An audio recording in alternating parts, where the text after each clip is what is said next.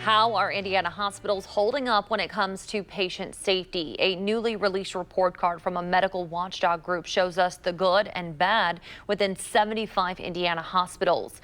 WRTV Investigates Rachel Wilkerson dug through the report and found several hospitals in our area are lacking. 27 local hospitals were graded on a scale of A through F. Less than half received C's or less. A lack of trained intensive care unit doctors, poor hand washing, preventable medical errors, patient injuries, infections, and more are highlighted in this report. The letter grades come from the Leapfrog Group, a national watchdog that combines public data from the Centers for Medicare and Medicaid Services and surveys. Vice President of the Indiana Hospital Association, Karen Kennedy, explains. The thought process is to be more transparent on quality.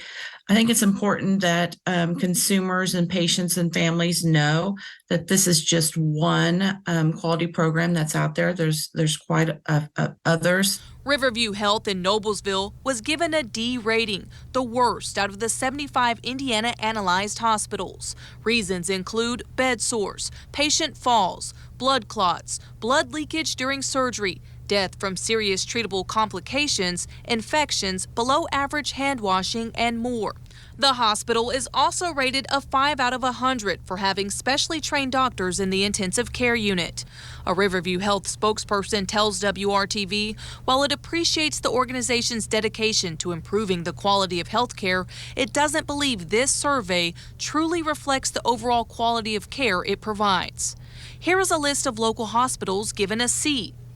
Eskenazi Health is listed below average for staph and colon infections in patients, death from treatable serious complications, accidental cuts and tears during surgery, patients falling causing broken hips, and more. It is also given a 5 out of 100 for specially trained doctors in the ICU, the lowest score in the state, according to the report. A SCORE community hospital in Anderson is also given.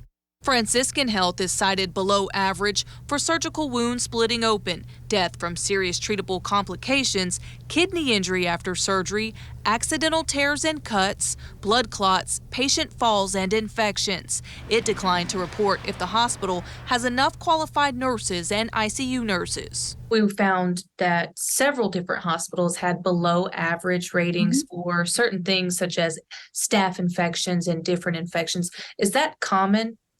Well, obviously, like I said, any kind of medical error or a hospital-acquired condition is one too many. And I think as you're talking to hospitals in central Indiana or throughout Indiana, they take that very, very seriously. We asked IHA what's causing these low scores, especially when it comes to staffing in the ICU. There's been a lot of turnover.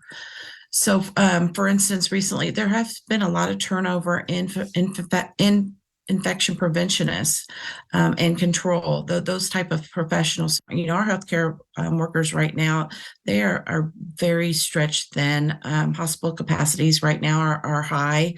So yes, that could certainly be one of those reasons. It also could be, I believe that component actually falls into the self-assessment component of that Leapfrog survey that hospitals complete on their own. Most hospitals declined an interview and referred us to the Indiana Patient Safety Coalition.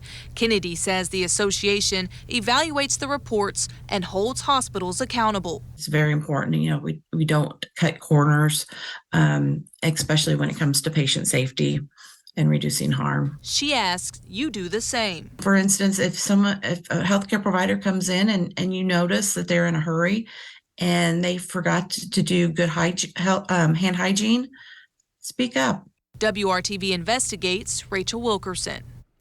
And here's a list now of the hospitals in the Indianapolis area that received an A grade. The full report can be found on our website, WRTV.com.